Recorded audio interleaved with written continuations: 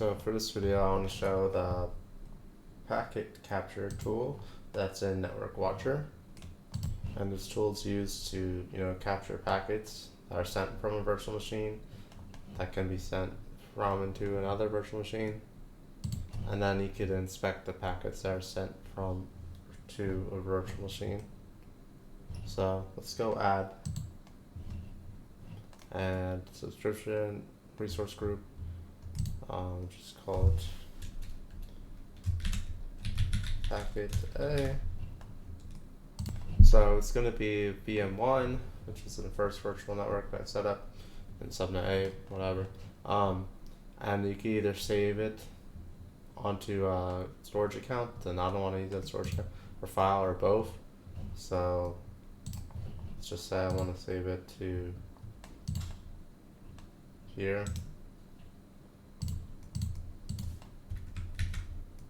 Whoops.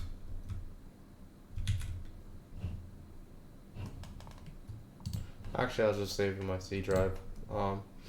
And you call it whatever you want. I'll call it capture one, but make sure to save the output file as a .cap, and then it'll work. And after I save it and everything, then we could use a tool that's not part of Azure called Wireshark to get the packets to and from the virtual machine.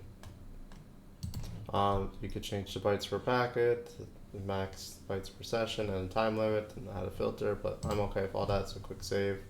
I'll come back when it's ready. So while it's doing that, I'm actually going to connect to, I'm going to connect to that VM1.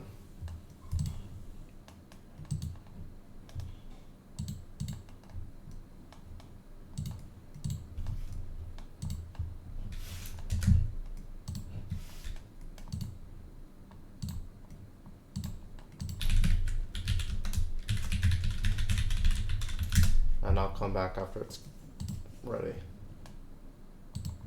Alright, so I'm going to go to local server, and I'm going to turn off IE enhanced security configuration.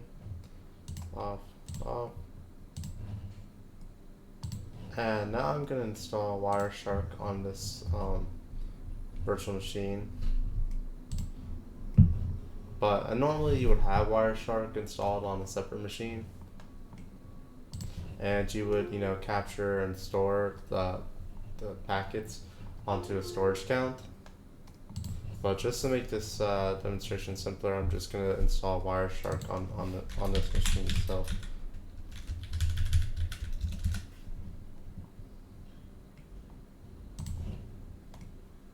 So I'll come back after it's installed and everything.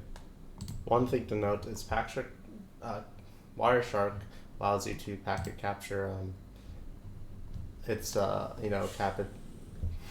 Capture packets itself, but Azure has its own packet capture. And let's go back and see if it's ready. Now, right now, it's currently capturing packets, and since I left said entire packet, it's just going to keep on running, so let's actually stop it. And that way it'll actually save this file on the C drive on the server itself, on the VM. So let's finish installation of Wireshark. Now let's go look at the capture packet itself that I saved on the C drive.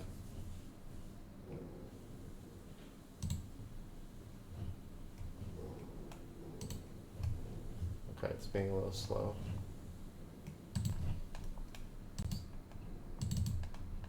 And here's the file. And next, and finish. Now I have Wireshark, so let's open it.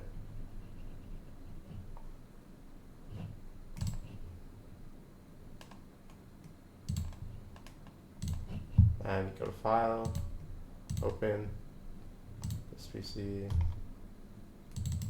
C drive, and here's our cap. And here it is.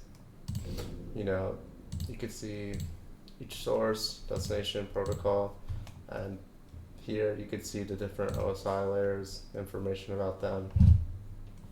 So just last thing I wanted to say was you didn't need to remote in and everything and install Wireshark on it. You could have just on your own workstation installed Wireshark and then saved it as a storage account, to the storage account, and then you could access the packet